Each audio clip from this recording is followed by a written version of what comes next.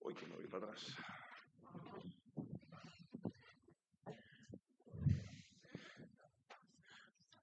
Bueno, pues buenos días y muchas gracias por la asistencia a esta rueda de prensa, pues, para hablar del informe de seguimiento del Plan Fiscal y Estructural de Medio Plazo. Bueno, podéis ver que no está la presidenta y solo por comentaros que ha tenido un pequeño percance, accidente doméstico, y que tiene que estar en reposo y por eso no puede estar. Está conectada y está trabajando de forma remota, pero no podía asistir porque tiene que hacer reposo porque le tiene que hacer una pequeña intervención. Es un tema menor, pero de estos incómodos, de un tema en el pie, vamos, o sea que no tiene mayor.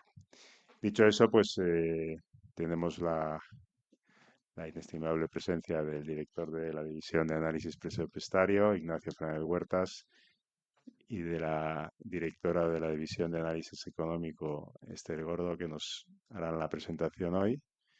Es una rueda de prensa, con lo cual pues es publicable a medida que se va contando el informe. Y al acabar las presentaciones, pues como es habitual también, pues podréis preguntar lo que consideréis oportuno. Y sin más, creo que empiezas tú, Esther, pues adelante. Yo casi ¿no? O casi. Vale. Bueno, si me oís con eco o algo, me lo decís. Yo voy a empezar directamente a contaros el escenario macroeconómico, pero sí que nos gustaría primero empezar por contextualizar un poco qué es este informe que ha presentado el Gobierno y cuáles son las características del análisis que nosotros hacemos sobre la base de ese informe. Como sabéis, con la reforma del nuevo marco fiscal que entró en vigor en el 24, el Plan Fiscal Estructural de Medio Plazo es el informe que ocupa un lugar central para la supervisión y para el seguimiento de los compromisos. En este informe se establecen compromisos en términos de la senda de gasto primario neto, que pasa a ser la variable de referencia, la única variable de referencia operativa para el seguimiento, para el establecimiento de los compromisos y para la supervisión del cumplimiento de esos compromisos. Y es un plan que está vigente, que no se cambia en principio durante 4 años. Nosotros ese plan se presentó, en el caso de España, se presentó en octubre del 24 y nosotros ya informamos en ese mismo octubre del contenido del plan. ¿Qué es lo que pasa? Que como es un plan que está vigente en principio, permanece fijo durante 4 años, pues establecieron informes de seguimiento anuales, que son los denominados informes de progreso anual, que es lo que presentó el Gobierno el primero en abril del año pasado. Nosotros ya lo informamos en mayo del año pasado y es el que ha presentado ahora en abril de este año el segundo informe de progreso y de seguimiento del Plan Fiscal Estructural de Medio Plazo. Nosotros es lo que valoramos en esta presentación y en el informe que publicamos hoy. ¿Qué información incluye el informe de progreso? Pues bueno, es un informe cuyo objetivo es el seguimiento del cumplimiento del Plan Fiscal Estructural, de los compromisos adquiridos en el plan. Con lo cual, lo primero que incluye es el cálculo de la senda de gasto primario neto de medidas de ingreso, tanto con los datos observados en el 25 como una estimación de lo que puede ser en el 26, con el objetivo de detectar de manera temprana posibles desviaciones. ¿Eso qué conlleva? Pues conlleva que estos informes tienen que tener no solo información sobre la situación fiscal y macro con datos cerrados del 25, sino que también tiene que contener una estimación para el año 26.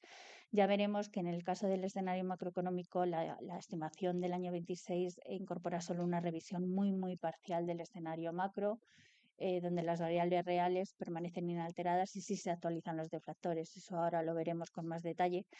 Y otro elemento fundamental que contienen estos planes es el seguimiento de las reformas e inversiones que aparecen vinculadas a la extensión del plazo del periodo de ajuste. Como sabéis, en el caso de España, El periodo de ajuste normalmente se ciñe a 4 años, pero en el caso de los países que justifiquen que están haciendo reformas, inversiones que tienen impacto en la sostenibilidad, se les permite extender el periodo, un ajuste, una consolidación más gradual y una extensión del periodo de ajuste a 7 años. España está en esa situación junto con otros países, con lo cual en el contenido de estos informes se exige ese seguimiento de cómo van cumpliéndose las reformas e inversiones. A nosotros nos parece que, como siempre, un poco la sensación que teníamos, la impresión que teníamos con el Plan Fiscal Estructural de medio plazo se traslada a los informes anuales de progreso. Nos parece que es un documento que, por supuesto, cumple formalmente con todos los requisitos y todos los contenidos que exige la Comisión Europea en las orientaciones que ha ido publicando, pero nos parece que tiene un alcance limitado como instrumento para detectar de manera temprana riesgos de incumplimiento y también como herramienta de orientación de política fiscal a medio plazo. Nuestro informe, a diferencia del informe anual de progreso, ¿qué es lo que incluye? Nosotros tenemos en todo el informe una orientación de medio plazo, hacemos estimaciones hasta el 2030 y hacemos proyecciones de deuda para el horizonte completo del plan. Llevamos una estimación del cumplimiento, de cómo se va cumpliendo y de los riesgos en torno al cumplimiento de la regla de gasto neta de medidas de ingresos, tanto en el caso de la legislación del marco europeo como en la nacional. En nuestro informe podéis ver y os vamos a contar las previsiones macroeconómicas y fiscales a medio plazo hasta el año 2030, también desagregadas por comunidades autónomas, pues para ver en el caso del marco nacional qué sectores presentan mayores riesgos de incumplimiento. Y luego, como siempre, presentamos escenarios de deuda de qué pasaría si se cumpliese estrictamente los objetivos europeos, qué pasaría si se cumpliesen estrictamente si se cumpliesen los objetivos nacionales y qué pasaría si el gobierno aprovechase el margen de flexibilidad que le permite la solicitud de la activación de la cláusula de escape. Se aprovechase esa flexibilidad, con lo cual, y por supuesto, como siempre, nuestros informes acaban con las recomendaciones que os contará Ignacio. El inestimable, ¿ha dicho? Ignacio. Sí, por supuesto. Así que nada, con esta introducción que espero que os haya situado un poco en lo que podéis encontrar en nuestro informe, paso directamente a valorar el escenario macroeconómico. Como os decía, en el ámbito macroeconómico, el Gobierno presenta estimaciones para el 26, pero es un escenario en el que solo se actualizan de manera muy parcial las distintas variables macroeconómicas y desde nuestro punto de vista esto genera ciertas inconsistencias con el contexto en el que nos movemos y también entre bloques, bloque macroeconómico con bloque fiscal. Por un lado, os lo hemos tratado de resumir aquí las características del cuadro macro del Gobierno para el 26, que se comprometieron a revisarlo próximamente, pero bueno, lo que han presentado en el informe anual de progreso es lo que valoramos aquí en este informe. Por un lado, no se actualizan los supuestos exógenos. En este contexto de shock energético, como podéis imaginar, pues eso tiene implicaciones y esta decisión pues limita la capacidad del escenario del 26 del Gobierno para capturar el impacto del shock energético sobre el crecimiento, sobre la inflación y sobre las finanzas públicas. No se revisa el crecimiento del PIB real sobre la base de que las previsiones y la composición del crecimiento en el 26 que tiene el Gobierno, que había hecho en noviembre del 25, se sitúan en el rango central del consenso de analistas. No cuestionamos que se sitúen en el rango central del consenso de analistas, pero quizá a lo mejor algo se podía haber revisado la composición para reflejar la última información disponible. En el caso de los deflactores sí se actualizan las previsiones para incorporar los últimos datos de la contabilidad trimestral del último trimestre del 25, pero al no revisar los supuestos externos, pues esto genera ciertas inconsistencias con el contexto actual de aumento de los precios de importación que os pondremos de manifiesto luego con las cifras concretas. Y por otro lado, ni se calcula el impacto del conflicto en el ámbito macro, ni se calcula el impacto de las medidas adoptadas en respuesta a la guerra de Irán, con lo cual estas medidas y el impacto de las medidas sí que se incorporan en el cuadro fiscal, en la parte fiscal, con lo cual pues hay cierta inconsistencia entre lo que se lleva en el ámbito macroeconómico y lo que se prevé en el contexto fiscal. No tenemos problemas con las cifras. Es cierto que la previsión real del gobierno del crecimiento del PIB real es un 2,2, que es idéntica a la que nosotros estimamos actualmente. Sí que en el caso nominal el gobierno lleva un poquito más de crecimiento nominal, pero en este contexto de incertidumbre pensamos que es factible, aunque vemos algunas inconsistencias en la composición de los deflactores. Pero sí que nos parece que la incertidumbre y utilizar la incertidumbre para no actualizar previsiones macroeconómicas no parece la mejor práctica precisamente en este contexto. La incertidumbre es común a muchos otros países y todos los países han actualizado sus escenarios para el 26 e incluso algunos han hecho ejercicios de sensibilidad a distintos supuestos del precio del petróleo. Y otro elemento que han incorporado otros países es que ha habido o una valoración del cuadro macroeconómico por parte de su institución fiscal independiente o incluso en algunos casos, como es el de Portugal, el aval de las previsiones macroeconómicas. Esta también nos parece una buena práctica, precisamente en este contexto de incertidumbre. Tener un diálogo técnico entre instituciones nos parece que es útil y sobre todo que la incertidumbre que lamentablemente ha sido un elemento permanente a lo largo de los últimos años y que previsiblemente permanecerá con nosotros, pues no se puede utilizar para no actualizar las previsiones con toda la transparencia posible sobre los supuestos que se incorporan y las implicaciones. Nosotros, como os decía, sí que quizás somos muy osados, pero sí que llevamos previsiones hasta el 2030. Aquí como hace nada os presentamos un informe, no quería contaros mucho de lo que llevamos en el corto plazo porque os lo contamos hace 15 días y sí hemos revisado un poquito y es lo que os quiero contar y un poco las diferencias que llevamos con el gobierno y me quería centrar sobre todo en el escenario de medio plazo también de manera breve.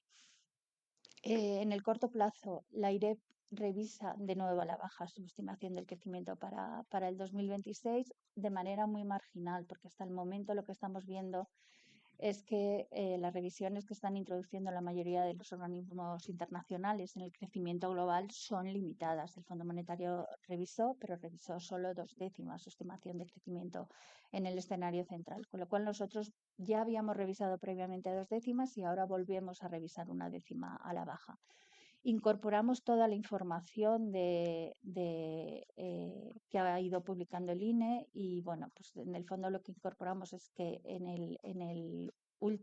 la segunda mitad del 25 el INE revisó a la baja el crecimiento esperado, lo que tendría efectos de arrastre negativos sobre el crecimiento del 26, pero eso se ve compensado porque el mejor crecimiento que observamos en el primer trimestre del 25 y que superaba nuestras estimaciones. Con lo cual, por la parte de información incorporada no hay ninguna revisión y lo que sí incorporamos es que estamos viendo que el comportamiento de nuestros principales socios europeos está siendo Europa, que parecía que se recuperaba, vuelve a tener un comportamiento mucho más débil y eso es lo que nos lleva a revisar 1/10 adicional a la baja del crecimiento esperado para el 26.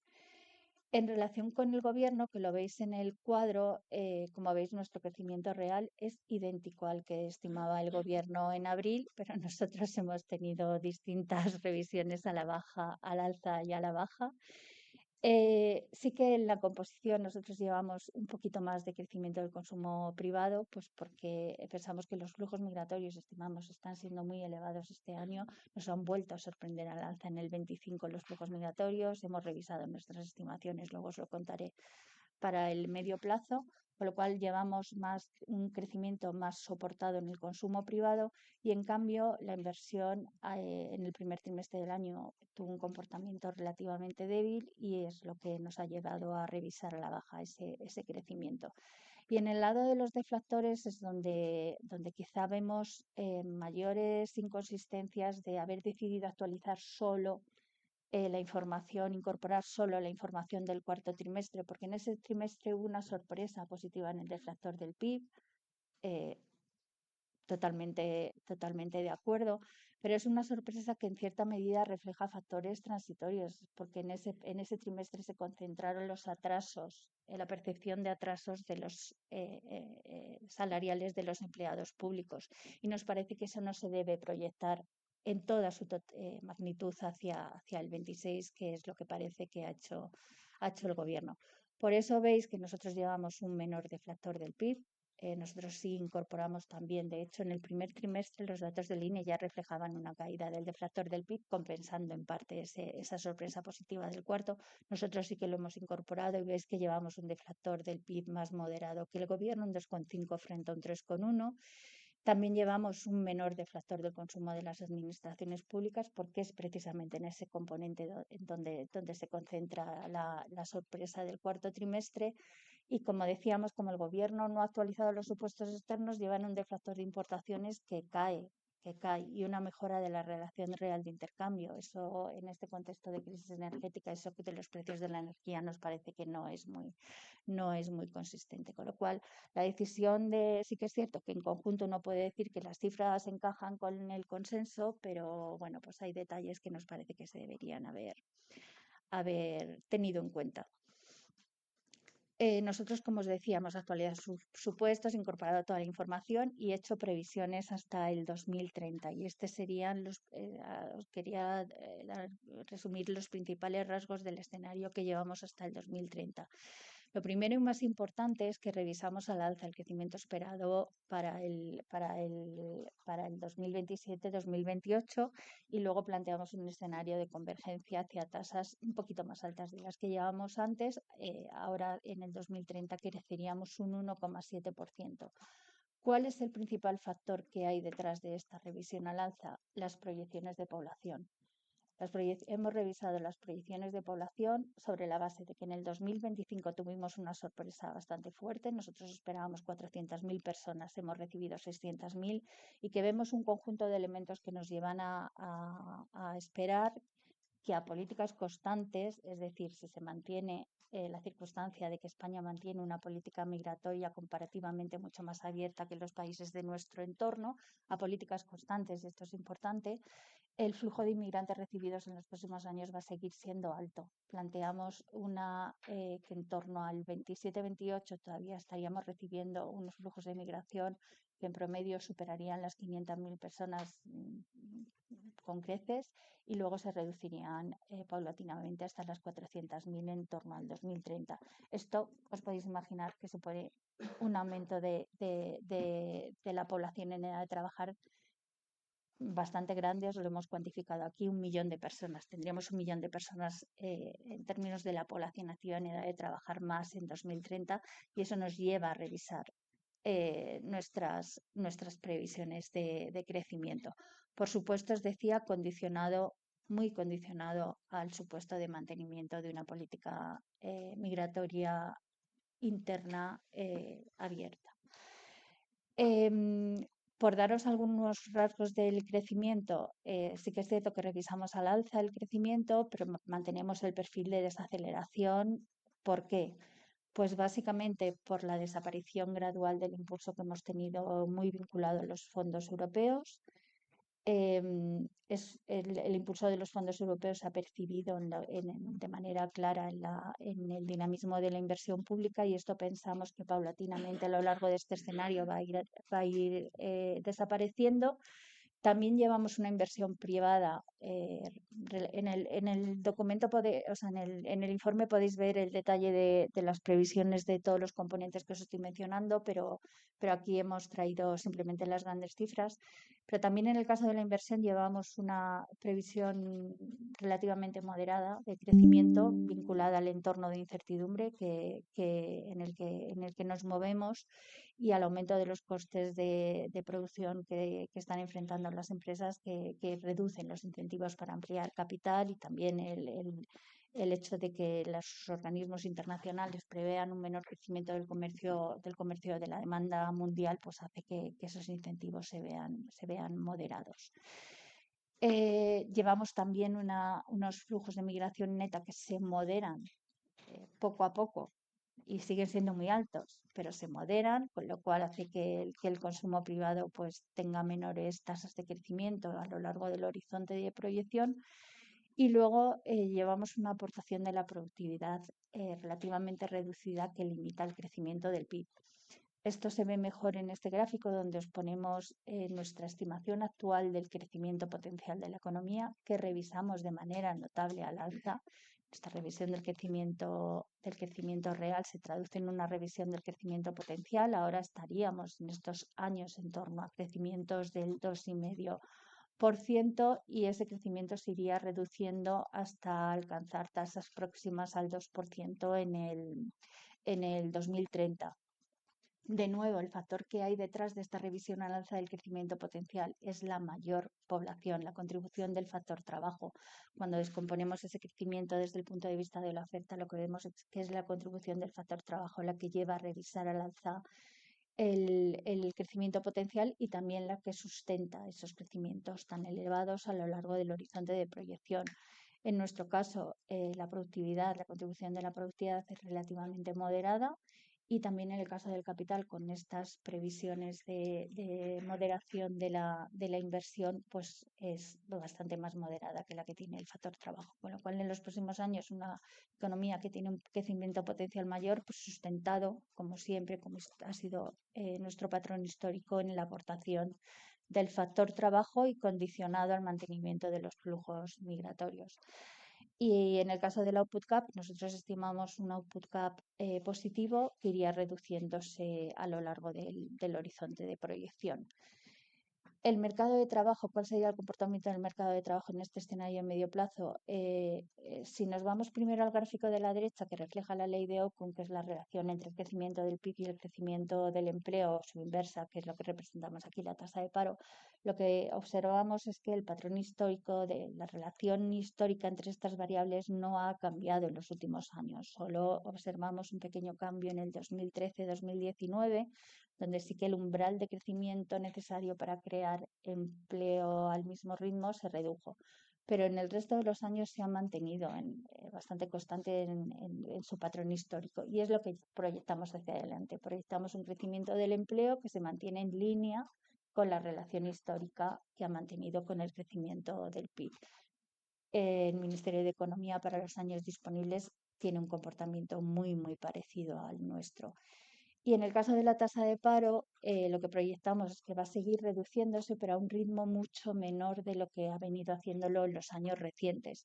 ¿Por qué? Porque cuando miramos la curva de Beveridge, que lo que refleja es la tasa de paro en relación con las vacantes que las empresas anuncian y publican que van teniendo, lo que observamos es que nos vamos acercando cada vez más al lado izquierdo, a la asíntota vertical, donde mayores vacantes anunciadas por las empresas no se traducen en la misma medida en reducciones que en el pasado, en reducciones de la tasa de paro.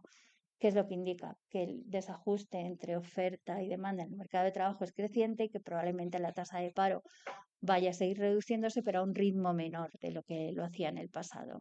Eso es lo que llevamos en nuestro escenario, con tasas de paro que las podéis ver aquí, que se reducen, se siguen reduciendo, pero a un ritmo mucho menor. Entre el 26 y 30 planteamos una reducción de la tasa de paro del 10,2 al 9,6. Y finalmente, bueno, pues los otros dos componentes os los hemos puesto aquí, pero voy a pasar muy rápido.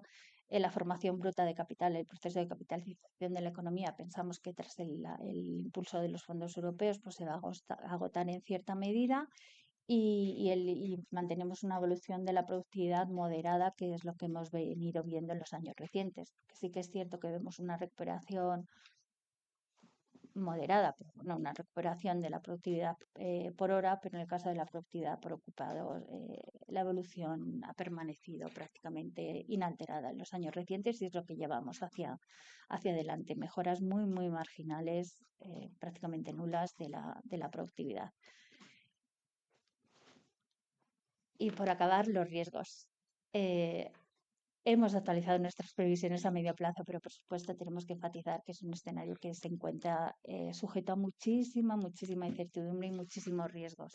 Los más a corto plazo y los más relevantes a lo largo de todo el horizonte, pues es ver bien cuál ha sido el impacto de la guerra de Irán, cuál ha sido el impacto sobre las infraestructuras de la región, cuál va a ser el impacto en los precios de la energía, cuál está siendo el impacto. Este shock es un shock que va mucho más allá de lo que es el ámbito energético, porque afecta a muchas cadenas de valor, fertilizantes, al agrario, etcétera, etcétera. Con lo cual, todavía no tenemos información suficiente para valorar en toda su extensión eh, el impacto del conflicto. Y por otro lado, la duración, no solo la intensidad de sus efectos, sino en la medida en que dura más la posibilidad de que surjan efectos sobre la inflación, problemas de escasez en el mercado energético, pues va siendo mayor. En términos de escasez, pues habrá que seguir bien y nos preocupa el impacto que pueda tener sobre el turismo, que ha tenido una contribución muy, muy fuerte al crecimiento económico de los años recientes. Ya veíamos que se estaba moderando, pero aún así su contribución era positiva. Es un sector que se encuentra muy expuesto a esta perturbación. De hecho, ya hay algunas compañías aéreas en el Reino Unido, que es un país de donde procede una proporción muy alta de nuestros turistas, han anunciado restricciones y cambios en la programación de sus vuelos, con lo cual, bueno, pues es un elemento a seguir muy de cerca que plantea riesgos a la baja en nuestro escenario. Otro elemento donde también se perciben riesgos a la baja es en el comercial. Las sucesivas sentencias en Estados Unidos han eliminado incluso ya los aranceles del 10% que sustituían a los aranceles que se instauraron en abril y que fueron anulados, pero Estados Unidos sigue manteniendo mucha presión sobre la Unión Europea para la que se firme un acuerdo comercial, que firmamos un arancel del 15%. Ahora los incentivos a firmar ese acuerdo comercial pues son muy reducidos, pero amenaza con instaurar aranceles en el automóvil de un 25%, con lo cual es otro elemento que plantea también riesgos a la baja en nuestro escenario. Por otro lado, en el ámbito doméstico, también vemos riesgos en nuestras proyecciones demográficas. Decía que están muy condicionadas al mantenimiento de una política migratoria abierta. Eso, bueno, pues puede cambiar. Y también vemos riesgos en torno a la escasez de vivienda. A lo largo de nuestro escenario planteamos una recuperación de la inversión en construcción, cierto dinamismo en comparación con los años recientes, pero el gap entre oferta y demanda se mantiene, con lo cual los precios de la vivienda van a seguir siendo altos y eso puede hacer que la inmigración sea menos atractiva. Y en el ámbito de la productividad, yo creo que es una de las debilidades, sigue siendo unas debilidades estructurales de la economía española. Nosotros proyectamos tasas de crecimiento muy moderadas de la productividad y es otro de los elementos que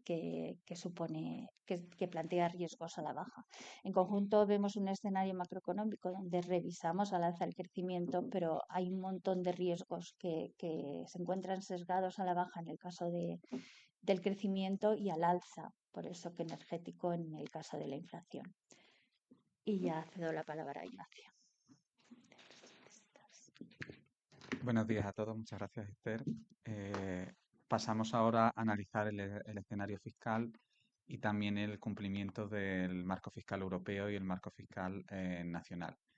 Como ya señalaba Esther en la introducción, el contenido del informe de progreso anual para 2026 resulta insuficiente en la medida que las previsiones abarcan solo el año en curso. En ese sentido, para 2026, la IREF estima un crecimiento del gasto primario neto de medidas de ingresos del 5,8%, frente al 4,7% que recoge el informe de progreso anual.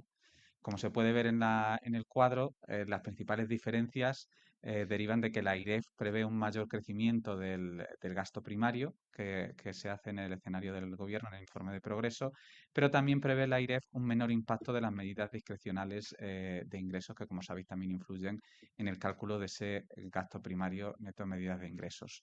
Y eso nos lleva a que tengamos una previsión del 5,8 frente al 4,7 del informe de progreso. En el caso de los gastos no recurrentes, que se excluyen del cálculo del crecimiento del gasto primario neto, no hay diferencias significativas, 6 décimas se excluyen en el caso del informe de progreso y también en el caso de los cálculos de la IREF, que corresponden principalmente a los desastres naturales, concretamente todavía el gasto de la Dana en Valencia en 2024 y las borrascas de principios de año. Ya pasando a lo que es el horizonte de medio plazo, en el que, bueno, es simplemente el análisis de la IREF, porque no tenemos forma de compararlo. eh, la IREF estima un promedio de crecimiento del gasto primario neto de medidas de ingresos entre 2025 y 2028 del 5%, frente al compromiso que venía recogido en el Plan Fiscal Estructural de medio plazo del 3,4%.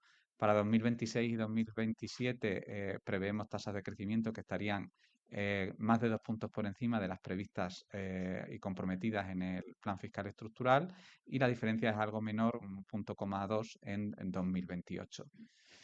Aquí nosotros estamos considerando una serie de medidas de ingresos ya adoptadas que tienen su efecto a lo largo de todo el horizonte de previsión y que hacen ese perfil un poquito más irregular según se vayan retirando, se vayan adoptando o retirando las medidas.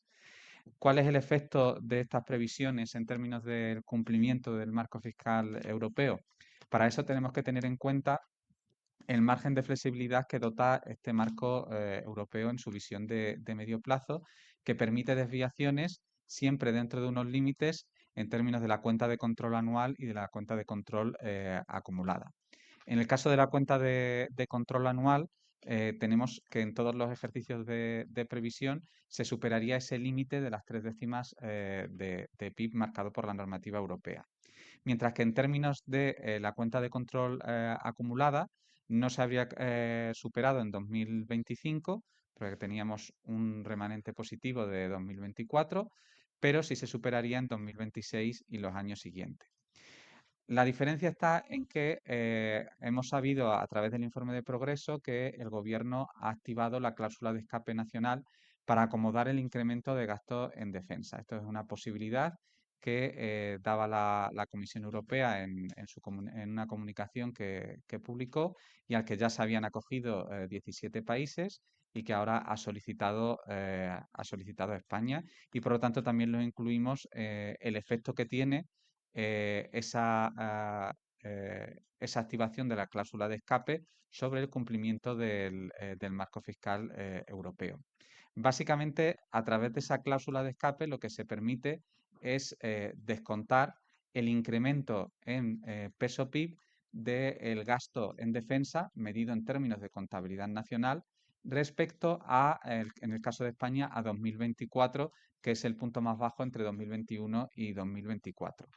Teniendo en cuenta las previsiones de gasto en defensa que publica la IREF y que tenéis en el informe, tendríamos que para 2026 nos quedaríamos con la aplicación de esa cláusula de escape justo en el límite de la cuenta de control acumulada tras la aplicación de la cláusula de escape, en 6 décimas de PIB, pero que ya en 2027 y 2028 se excedería esa cuenta de control ampliada con el margen que nos da la aplicación de la cláusula de escape. Y esa desviación, de hecho, alcanzaría en 2028 1,5 puntos del PIB. Por lo tanto, incluso con la aplicación de la cláusula de escape de defensa, serían necesarias medidas adicionales equivalentes a 6 décimas de PIB en 2027 y a 3 décimas de PIB adicionales en 2028 para situar la senda de gasto primario neta de medidas de ingresos dentro de los límites de la normativa europea, en ese límite de 6 décimas de PIB. Además, lo que hemos incluido también en el informe son escenarios de simulación de qué ocurre si realmente se cumplen con los compromisos del Plan Fiscal Estructural en términos de déficit y de deuda. Primero, en nuestro escenario que hemos presentado, que es el de políticas constantes, tenemos que a 2031, que es el horizonte del plan, se alcanzaría un déficit de 2,5 puntos de PIB frente al 0,8 que recogía como una previsión el Plan Fiscal Estructural de medio plazo. Una vez más, recordar que lo que es vinculante es el crecimiento del gasto primario neto de medidas de ingresos. Tanto las estimaciones de deuda como las de déficit del plan fiscal son previsiones. Este nivel de déficit del 2,5% del PIB en 2031 lo que nos lleva es que a que la deuda inicia una senda creciente a partir de 2034 hasta llegar a un nivel en torno al 100% del PIB en 2041. Como el plan fiscal estructural no tiene exactamente los detalles de previsión de ingresos y gastos, tampoco podemos explicar exactamente cuáles son las diferencias entre un escenario y otro, más allá de las diferencias en el propio cumplimiento de la senda. Y por eso también hemos articulado un escenario, que es el número 4, en el que asumimos que se cumple el crecimiento del gasto primario neto de medidas de ingreso a partir de 2026, que está recogido en el propio Plan Fiscal Estructural de medio plazo.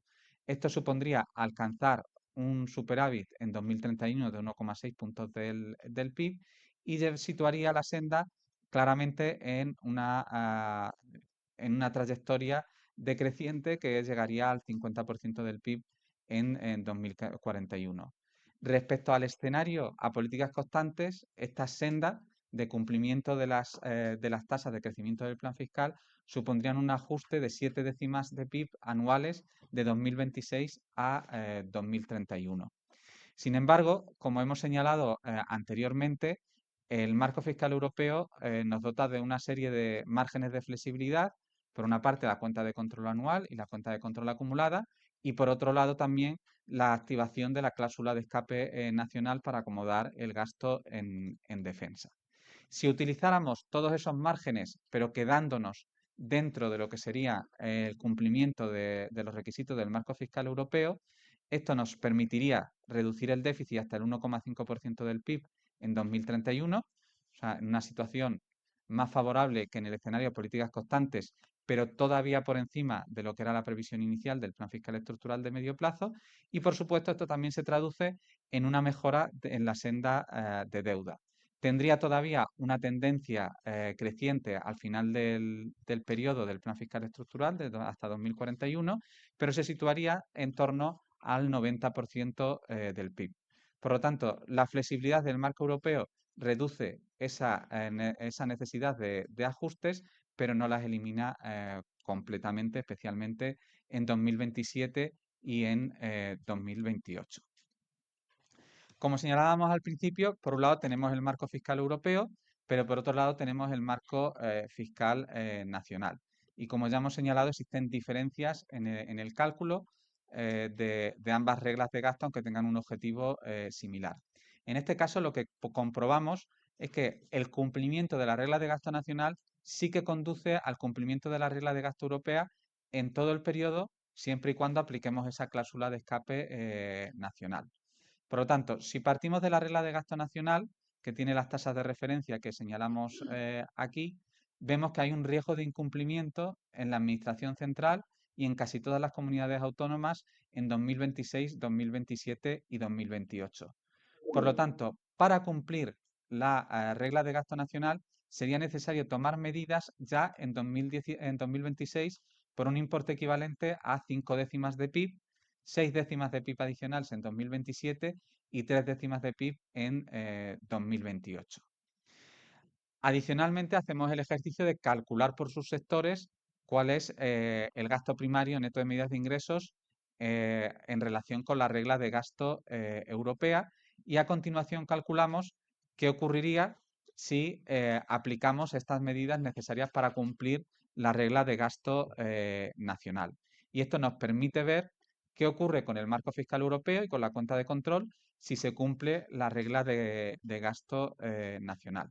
Como podemos ver, la situación mejora respecto al escenario de políticas constantes, como no podía ser de otra forma, y de hecho permitiría cumplir con la cuenta de control acumulada todos los años, salvo en 2028, pero si aplicamos esa cuenta de control acumulada tras la cláusula de escape de defensa, tendríamos que se cumpliría durante todos los ejercicios, y por eso hemos dicho al principio que el cumplimiento de la regla de gasto nacional conduce al cumplimiento de la regla de gasto europea en todo el periodo.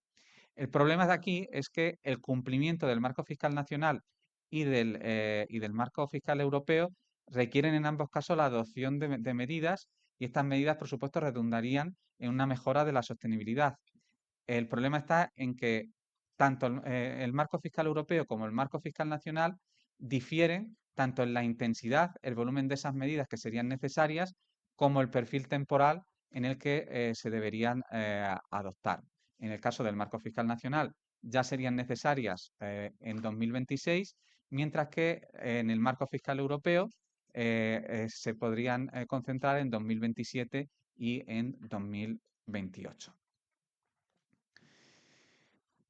También presentamos, aparte del análisis del cumplimiento del marco fiscal europeo y nacional, nuestras previsiones fiscales a medio plazo hasta 2030. Como veíamos en el informe que presentamos en abril, preveemos un repunte del déficit en 2026 hasta el 2,6% del PIB debido a las medidas temporales para paliar los efectos de la crisis en Oriente Medio y también como consecuencia de las borrascas de primeros de año. Pero preveemos, evidentemente, a medida que se van retirando esas medidas, eh, una reducción al 2,2% del PIB en 2027, pero luego comienza una senda ascendente hasta alcanzar el 2,4% del PIB en 2030, impulsado principalmente por el incremento del gasto en intereses, el gasto en defensa y también el gasto asociado al proceso de envejecimiento de la población. Si atendemos a la evolución de recursos y empleos, podemos ver cómo estimamos que el crecimiento del peso de los recursos sobre el PIB, salvo hay una pequeña caída en 2028, será creciente, alcanzando el 43,3% del PIB en 2030. En 2026 y 2027, de acuerdo con el escenario macroeconómico, los recursos crecerán todavía por encima del 5,5% y después ese crecimiento se irá moderando, pero todavía con tasas por encima del 4%. En 2027 esperamos un fuerte crecimiento de los recursos, en parte por la retirada de las medidas que se han aprobado en 2026, el empuje también de los impuestos tipo renta, tanto impuestos sobre sociedades como IRPF, y también las medidas asociadas a la reforma de pensiones que afectan a las cotizaciones sociales. En el ámbito de los empleos, prevemos una senda ascendente durante todo el periodo, impulsada, como señalábamos antes, por la inversión en defensa, los intereses y, sobre todo, el envejecimiento donde más se nota es en las prestaciones sociales, en el crecimiento de las pensiones. Y aquí vemos cómo hay una senda que va hasta el 17,5% del PIB, impulsada principalmente por las pensiones y compensada parcialmente por la evolución del gasto en desempleo. En 2026 es la aprobación de los diversos paquetes de medidas lo que empuja los gastos al alza. Luego, posteriormente, en 2027, aunque se retiran esas medidas, tenemos un importante aumento de los salarios públicos derivado del acuerdo entre sindicatos y el Gobierno central, y también el incremento de la inflación en 2026, que preveemos en el 3,2%, se traslada a la revalorización de las pensiones en 2027. Y a partir ya de 2028, pues serían los factores que he señalado antes los que irían elevando progresivamente el peso de los empleos sobre el PIB.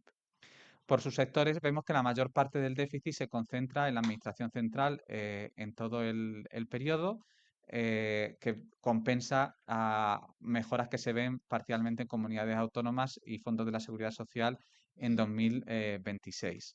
En 2027, digamos que todos los subsectores mejoran en parte su saldo, y desde entonces la senda ascendente que señalábamos antes del conjunto de las administraciones públicas viene liderada principalmente por la Administración central, y también al final del periodo vemos un leve repunte de los fondos de seguridad social y, en el caso de las comunidades autónomas, también un deterioro para acabar en equilibrio.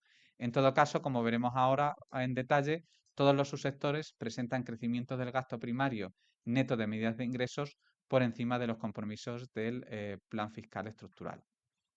Pasando ya a los subsectores, vemos que la Administración central presenta riesgo de incumplir la regla de gasto nacional en todos los ejercicios hasta 2028, con un crecimiento promedio del 6,3%. Asimismo, a efectos de la regla de gasto europea, el gasto primario neto de medidas de ingreso crecería en promedio anual hasta 2028 un 5,9%. En este caso, el deterioro del déficit que hacíamos mención, sobre todo se ve por el incremento de la carga de intereses y el incremento de la inversión militar, que recae evidentemente en la Administración central.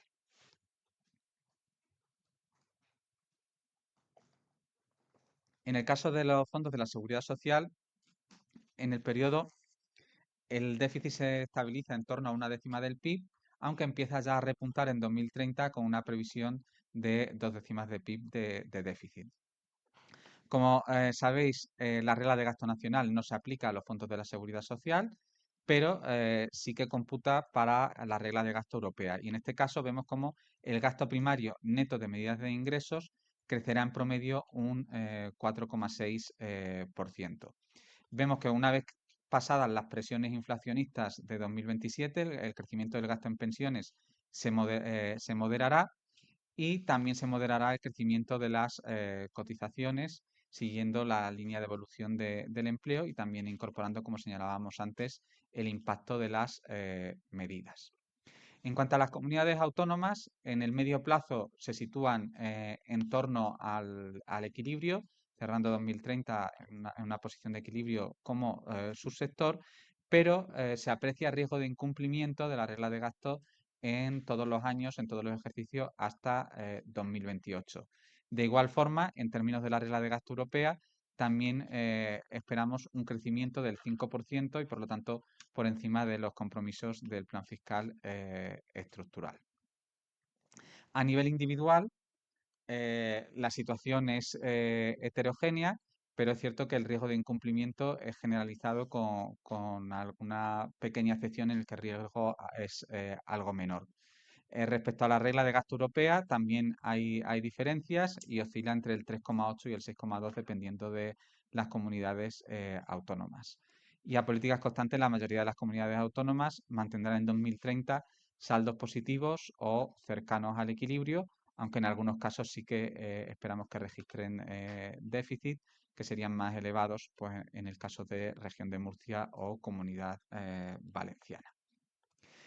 Con este informe, además, emitimos también un informe individual con las previsiones de medio plazo de cada una de las comunidades autónomas. En cuanto a las corporaciones locales, tenemos que mantienen el superávit alrededor de 3 décimas de PIB en todo el horizonte de previsión, además con cumplimiento o con una previsión de cumplimiento de la regla de gasto nacional a partir de 2026. Por último, finalizamos ya con las proyecciones de deuda. Vemos que en los ejercicios de 2024 y 2025 la reducción de deuda ha sido ligeramente superior a la que se esperaba en el plan fiscal estructural. Esto ha sido motivado por una evolución más favorable del crecimiento real y una menor carga de intereses, aunque el déficit primario y el ajuste stock flow han sido superiores a los previstos inicialmente.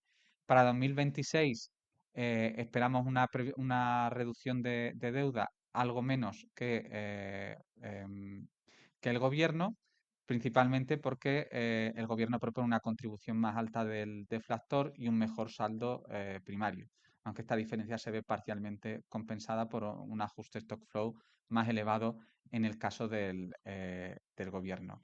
Y a medio plazo tendríamos que se continúa con esa senda decreciente con un ritmo ligeramente superior a un punto anual, alcanzaríamos en 2030 un 95,1% de deuda sobre PIB y el superávit primario comienza a contribuir positivamente a esta reducción, mientras que los gastos por intereses van aumentando, pero muy gradualmente. El crecimiento nominal sigue contribuyendo positivamente, aunque en línea con el cuadro macroeconómico esta contribución se va moderando a lo largo del periodo y también estimamos una moderación de los ajustes stock flujo. Por último, ya para cerrar, acabamos con las recomendaciones. Como recomendación nueva, lo que proponemos es la necesidad de articular una estrategia fiscal a medio plazo realista y creíble, una estrategia que garantice el cumplimiento del marco fiscal nacional y europeo de manera coordinada entre todas las administraciones públicas. Y en este sentido, pues debería incluir la aprobación de objetivos de estabilidad presupuestaria y deuda de cara al inicio de los procesos presupuestarios de todas las administraciones públicas para 2027. Además, reiteramos dos recomendaciones que ya recogíamos el año pasado en este mismo informe, que es la de ampliar el contenido del informe de progreso anual con previsiones fiscales y macroeconómicas hasta el final del horizonte de previsión del plan fiscal estructural, incluyendo una contribución de los subsectores y ese cálculo de la senda de gasto actualizada que permitiría identificar mejor los riesgos de incumplimiento del marco fiscal europeo y nacional. Y asimismo también reiteramos la recomendación, como ya ha adelantado en parte Esther, de que sería deseable que que el informe de progreso contuviera estas previsiones macroeconómicas a medio plazo y que además contaran con el aval del cuadro macroeconómico por parte de la AIREF o al menos que se abriera un diálogo técnico previo entre la AIREF y el Ministerio. Bueno, esto sería todo por hoy. Quedamos a disposición para vuestras preguntas y como siempre, pues muchas gracias. Pues muchas gracias, Esther, Ignacio. Como es habitual, ya sabéis, por favor, os levantáis la mano para preguntar y os identificáis con el nombre y el medio. Y estamos por aquí. Hola, ¿qué tal? Buenos días. Soy Eduardo Ortega del Español, Invertia o como se vea. Em, quería preguntarle si respecto a al anuncio que ha hecho hoy el gobierno de que en el mes de junio no tendrán efecto las reducciones del IVA sobre la luz y el gas, si eso está cuantificado en estas estimaciones, qué impacto tendrían las estimaciones que han hecho. Y también quería preguntarles, sobre todo respecto a la parte final, a la parte fiscal, en la que piden a Hacienda unas previsiones más creíbles y realistas de regla de gasto, etcétera, etcétera. No sé si ya han tenido sus primeros contactos con el nuevo ministro, con Arcadia España, y le han podido trasladar estas preocupaciones o inquietudes. Muchísimas gracias. Bueno, en cuanto al impacto que tendría los datos que se han conocido del IPC sobre las medidas, sería un impacto de unos 300 millones de euros, 298 según nuestra estimación, que en principio no está incorporado, pero porque es un dato que ha salido hoy, pero que supondría un menor déficit, evidentemente, en 2026, pero que concretamente en nuestro caso ni siquiera nos moveríamos de ese 2,6% del PIB. También tendría un impacto, pero también muy marginal, sin llegar a mover ni siquiera las décimas en la previsión de la regla de gasto europea, y no tendría impacto en 2027 porque ya preveíamos su retirada. Y respecto a lo otro, como no está la presidenta, pues no voy a responder. Yo por añadir en el ámbito macro, sí, ahora, en el ámbito macro no lo tenemos incorporado, la retirada de las medidas en la inflación. Lo que nos salía anteriormente era que el impacto de la crisis, el aumento de los precios de la energía, podía tener un impacto en promedio de 1 punto en el conjunto del año, de aumento de la inflación, y que las medidas apenas reducían en el promedio del año ese impacto. Nos salía un impacto negativo, pero muy pequeñito. Nosotros lo hacemos con modelos y son medidas que cuando rebajas la imposición, pues tiene efectos también por el lado de la demanda, con lo cual nos salía un impacto negativo, pero muy, muy chiquitito. Con lo cual el hecho de que se retiren tampoco va a tener un impacto sustancial en nuestra previsión de inflación.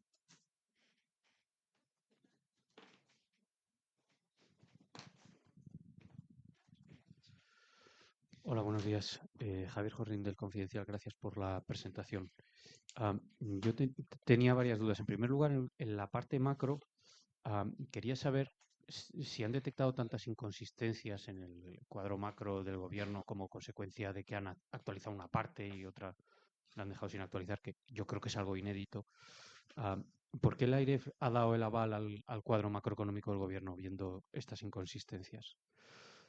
También respecto al tema de la ley de Ocum, o si es que le ha dado el aval, que no lo sé. Vale. Respecto al tema de la ley de Ocum, cuando al final del periodo del anterior gobierno se valoraba si la reforma laboral podría haber mejorado la ratio de crecimiento a partir de la cual España era capaz de conseguir crear empleo. Y como nos decís que se ha vuelto un poco a la línea histórica anterior a esa reforma, quería saber si percibís que la reforma laboral aprobada en el año 22, si no recuerdo mal, ha revertido esa mejora o si no tiene nada que ver, que no lo sé. Respecto al tema fiscal, em, aparece un impacto de la reforma del impuesto sobre sociedades de una décima que no está incorporado en el plan fiscal del gobierno. Quería saber si eso procede de la reforma fiscal del año 24 que todavía sigue coleando o si hay algún cambio nuevo. Quería saber también si la AIREF considera que el gobierno incumplió la regla de gasto europea el año pasado, porque el gobierno ha aumentado el margen, ahora da unas cifras de margen de crecimiento del gasto computable más alto del que aparecía en el plan fiscal inicial, en esta revisión. Yo no sé si la AIREF considera que el gobierno cumplió el año pasado. Y por último, respecto a la polémica que ha surgido con el gasto de la partida de la sección 50 del gasto en pensiones, o sea, del gasto del plan de recuperación desviado al gasto en pensiones, quería saber si la AIREF considera que España está utilizando fondos europeos para pagar una parte del gasto en pensiones. Gracias. Yo voy con lo fácil, que no es nada fácil, pero bueno. En la parte macro, nosotros hemos detectado inconsistencias y nos parece, como he dicho, que la incertidumbre no puede ser un argumento suficiente como para no actualizar las previsiones macroeconómicas. Pensamos que precisamente en este contexto de incertidumbre, tener previsiones actualizadas donde se cuantifiquen bien por un lado y por otro el impacto de todas las perturbaciones que estamos teniendo es más que necesario, es más necesario que nunca. Pero me preguntabas por el aval. No nos han solicitado el aval el año pasado tampoco, con lo cual no hemos avalado ese cuadro macroeconómico. Ese cuadro macroeconómico es el que elaboraron en noviembre y ahí sí que nos solicitaron el aval con vistas a los presupuestos. Pero en ese momento lo que llevaban era consistente con la información que teníamos y con los supuestos externos que entonces sí habían actualizado, pero y dimos el aval y lo dimos. Lo publicamos, ¿verdad? Lo publicamos. Pero ahora pues tenemos un shock nuevo, una perturbación nueva que hace que esas previsiones no, por mucho que el 2,2 y que nosotros llevemos a la misma previsión de crecimiento real del gobierno, todo lo que hay detrás no tiene nada que ver, no es consistente con el contexto actual.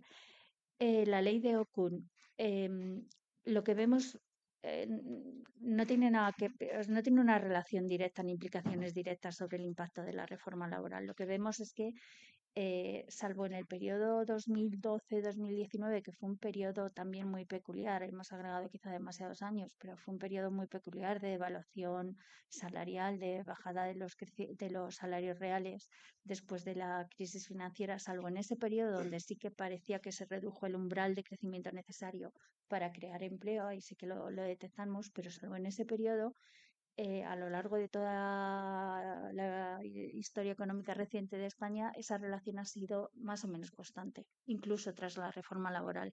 Y eso es lo que llevamos hacia el futuro.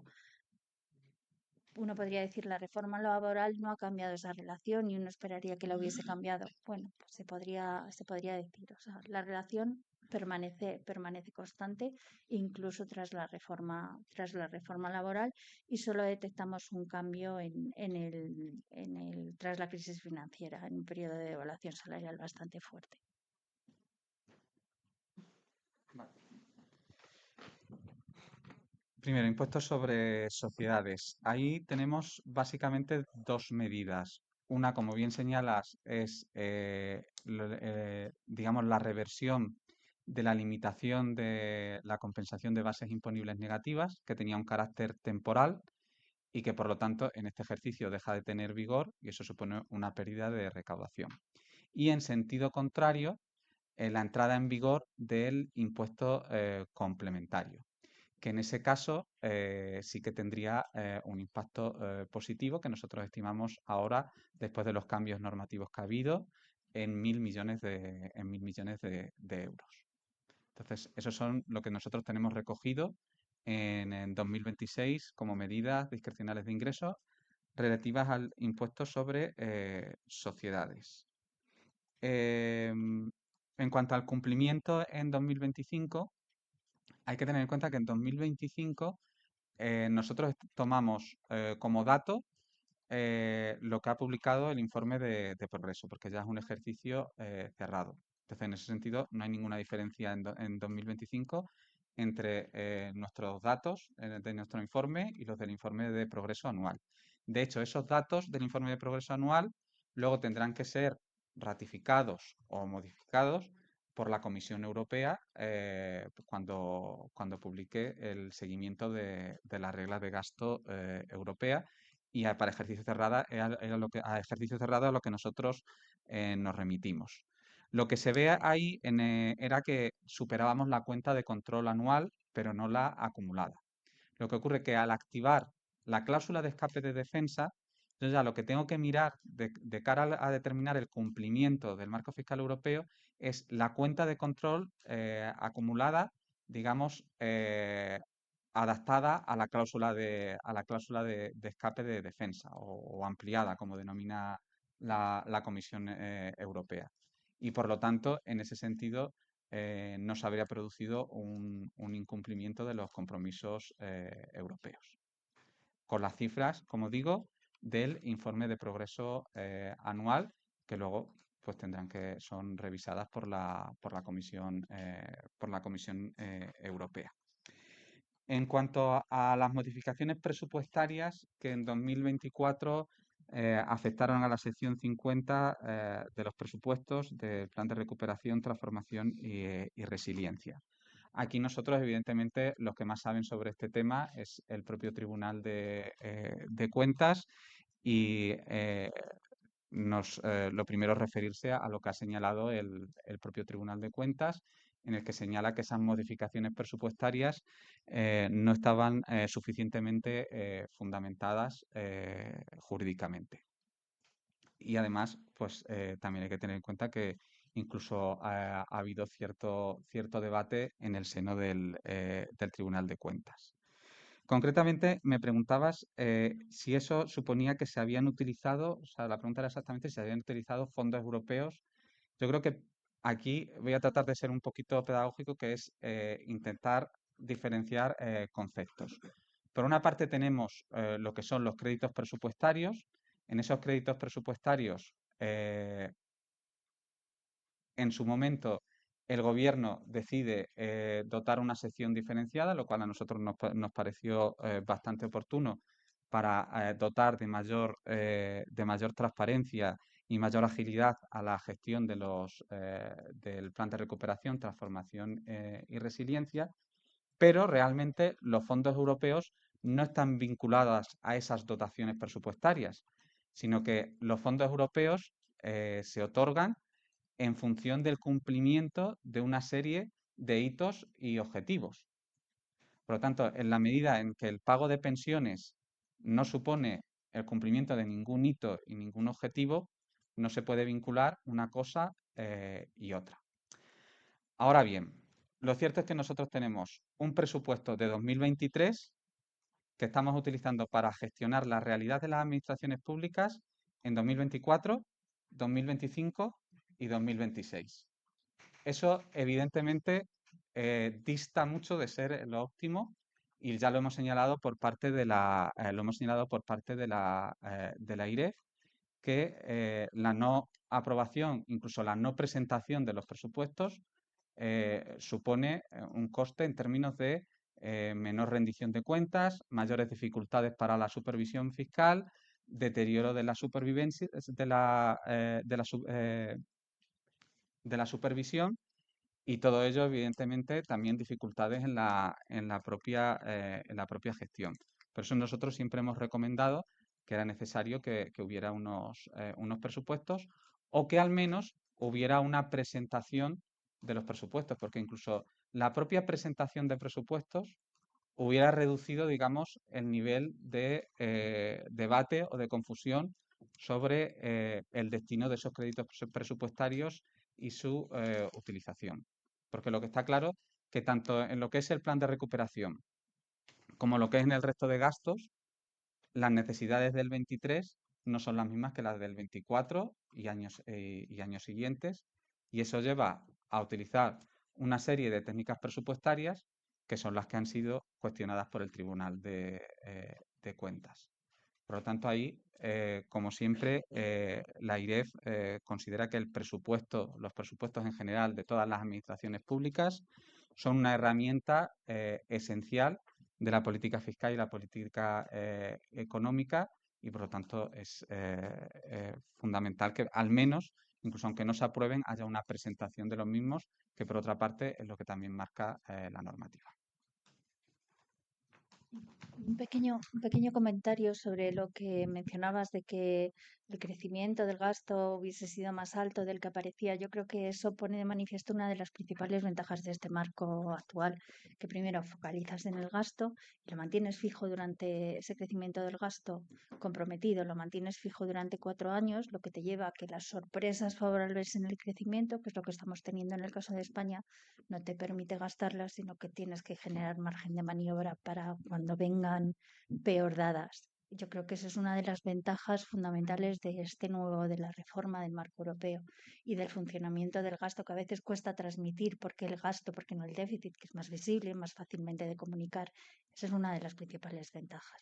No es que el crecimiento hubiese resultado más alto, lo que subyace detrás es una sorpresa positiva en el crecimiento respecto a lo que preveíamos, y el marco te obliga a generar un colchón o un margen de maniobra para cuando vengan peor dadas.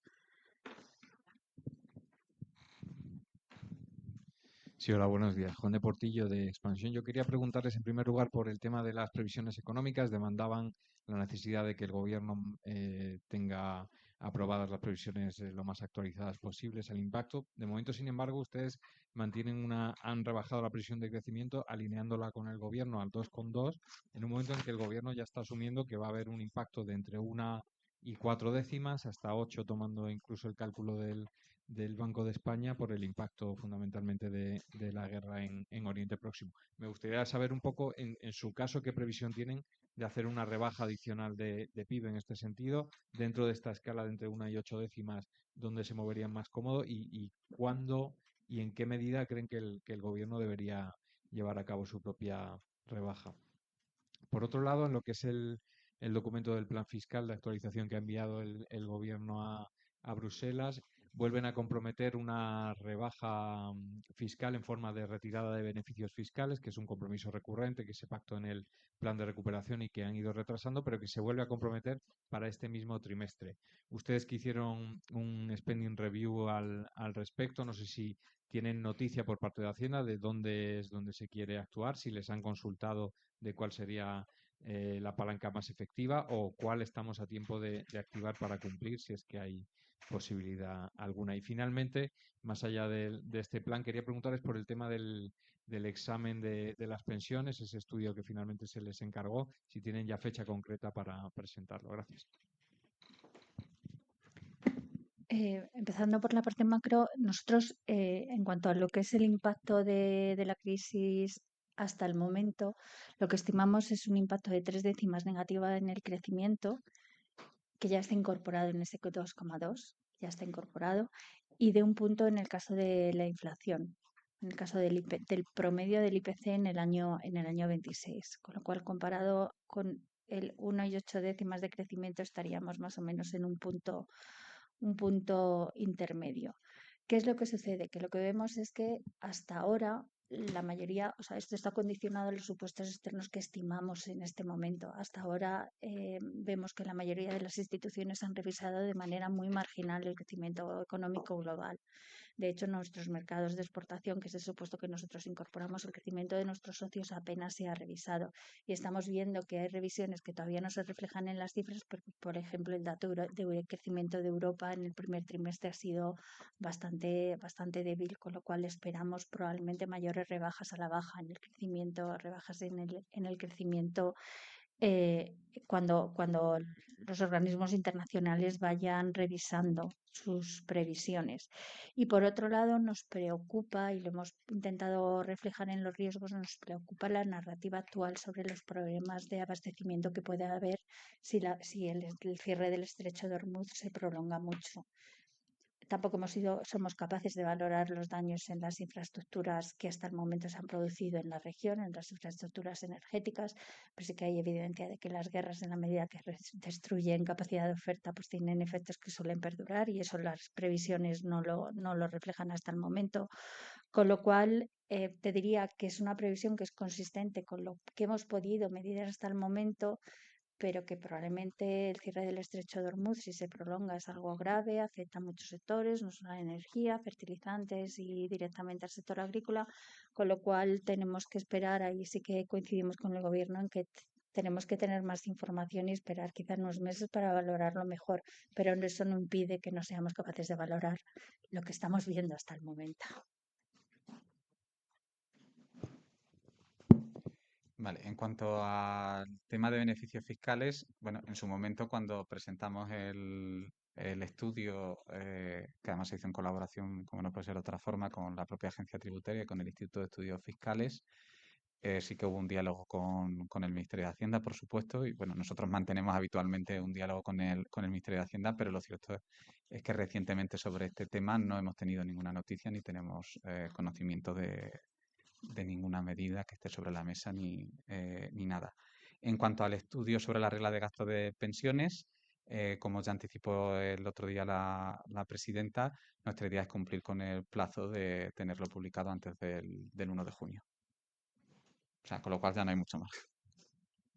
29 de mayo.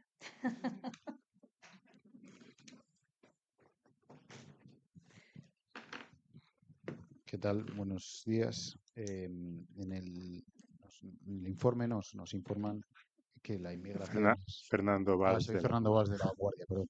En el informe nos dicen que la inmigración es clave para el crecimiento del PIB. Hay mucha polémica últimamente por la aportación de la inmigración. No sé si tienen estimado, si la IREF ha estimado a qué edad llegan esos inmigrantes a España o van a llegar esos inmigrantes.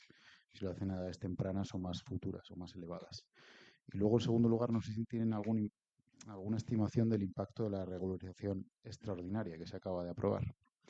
Luego, sobre la deflactación, no deflactación del IRPF, mi pregunta es por qué estiman que va bajando con el paso de los años el impacto.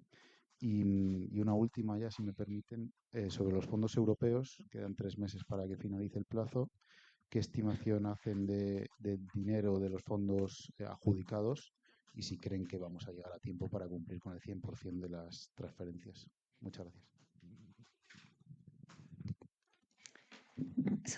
Sobre la inmigración, sí que en nuestras previsiones hacemos estimaciones que tienen en cuenta la estructura de la población, y eso, cuando hacemos estimaciones del gasto en pensiones, eso también repercute. Me imagino que la polémica está, y preguntas por eso, en el impacto fiscal de la inmigración. Y si es mayor o menor, cuando positivo o negativo, cuando en la medida en que entran más jóvenes o más mayores. No lo hemos estimado, con lo cual no te puedo contestar, y la evidencia sobre muchos países es que, por supuesto, es un factor relevante y que determina el impacto fiscal de la inmigración, pero nosotros no tenemos cálculos aplicados al caso concreto de la economía española, con lo cual no te podría contestar, pero sí que es un factor que tenemos en cuenta a la hora de determinar nuestras previsiones de gasto en pensiones. En el caso del impacto de la regularización, estamos trabajando en ello, porque es una medida que, bueno, pues se está implementando ahora. No sabemos el número de personas afectadas, grado de negación o no que pueda existir, con lo cual estamos trabajando en ello, pero en este momento no seríamos capaces de darte una estimación. Vale, abundando en el tema del impacto de la inmigración en términos fiscales, por supuesto que está incorporado a nuestras previsiones fiscales en la opinión de 2025. Las previsiones que hacemos de inmigración están hechos también en función de las edades y en función de esas edades también se introducen en todo lo que son las previsiones tanto de gasto como, como de ingresos. Eh, También hay que tener en cuenta que lo tenemos incluido dentro de las previsiones, pero no tenemos aislado el efecto, con lo cual no podemos. Sí que recogíamos en la opinión de 2025 un recuadro con una pequeña revisión, pero más bien de carácter de la literatura existente, sobre el impacto fiscal de la inmigración. Era el recuadro 5, que si lo queréis consultar, pero es cierto que no llegábamos a aislar el impacto y en este sentido, pues sí que hay que tener en cuenta que no solo influye también la edad, sino también el momento en el que se produce esa inmigración y que puede tener efectos, multiplicar, digamos, esos efectos positivos. En cuanto al impacto de la no deflactación del IRPF, yo creo que lo que tenemos es sobre todo una senda estable del efecto de la no deflactación. Básicamente va en función de cuál sea nuestra estimación de la evolución de la remuneración por asalariado y de la revalorización de las pensiones. Nosotros modelizamos por separado esa evolución de las bases del IRPF, tanto de pensiones como de salarios, y en función de cuál sea la evolución de la remuneración por asalariado, esa progresividad en frío será mayor o menor. Y de igual forma también en el caso de los salarios, separando además salarios públicos y salarios privados.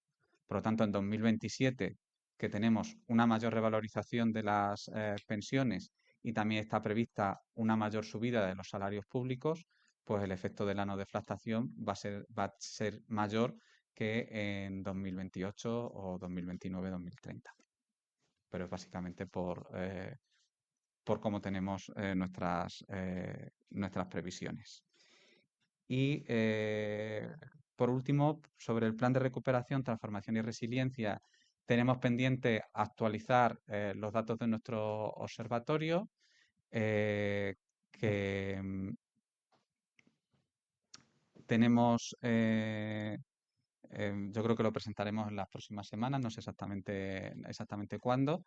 Y en todo caso, en nuestras previsiones seguimos asumiendo como hipótesis central la ejecución al 100% de los fondos del PRTR en lo que se refiere a las transferencias.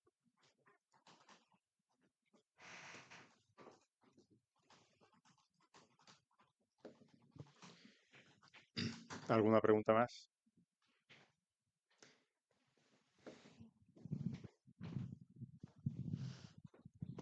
Hola, buenos días. Soy Noelia Casado, del Economista.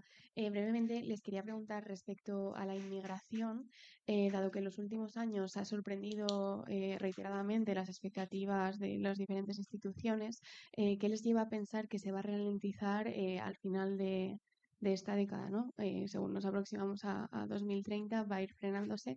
Y al hilo de lo que preguntaba Fernando, aunque no lo hayan incorporado, entiendo como tal, el efecto de regularización, también se está planteando el posible efecto llamada o los procesos de reagrupación, si esto podría condicionar de alguna manera el hecho de que sigan sorprendiendo las expectativas y que no se produzca esa curva hacia abajo, por así decirlo. Gracias.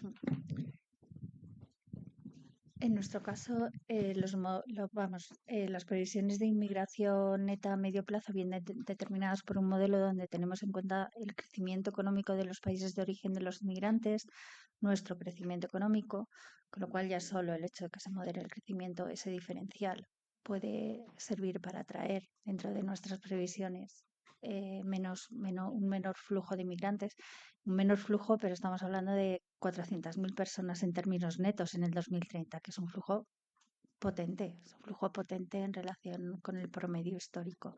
No es el más fuerte, hemos llegado a recibir 700.000 personas algún año, pero desde luego es un flujo muy, muy fuerte, con lo cual es una moderación muy, muy suave que viene determinada pues por eso, porque ese diferencial de crecimiento se va reduciendo, Más factores que tenemos en cuenta.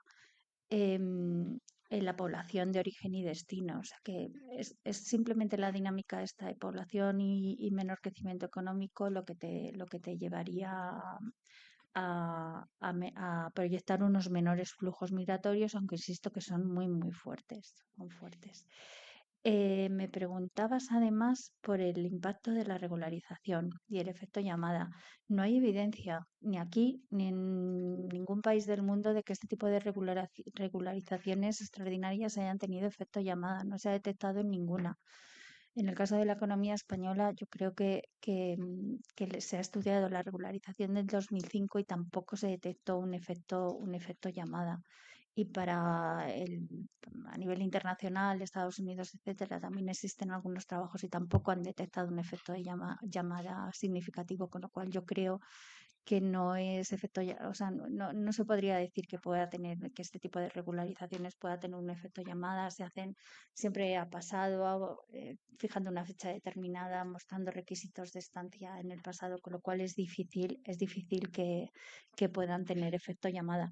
En nuestros modelos sí hay un efecto de red, en la medida en que hay más inmigrantes de Latinoamérica, pues puede hacer que haya sea más atractivo venir aquí, pero desde luego nada que tenga que ver con la regularización, sino más bien con el comportamiento normal de los flujos migratorios.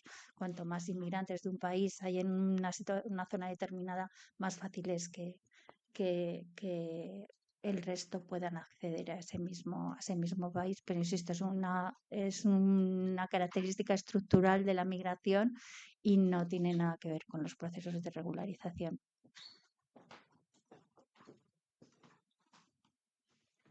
¿Alguna pregunta? ¿Alguna pregunta más? Bueno, pues muchas gracias. Solo por comentaros en la web, además de esta presentación, acordaros que tenéis un informe que suele tener bastante información y en este caso también hay los informes de seguimiento por comunidades autónomas. Lo digo porque creo que es interesante pues que sepáis toda la información que hay que está accesible en la web. Yo creo que en este caso, Ignacio, si quieres cerrar la sesión. Nada, como siempre, muchas gracias por el seguimiento que hacéis de la actividad de la IREF y creo que pronto os convocaremos para presentar el estudio sobre la regla de gastos de pensiones y que ahí ya sí esperamos volver a contar con nuestra presidenta.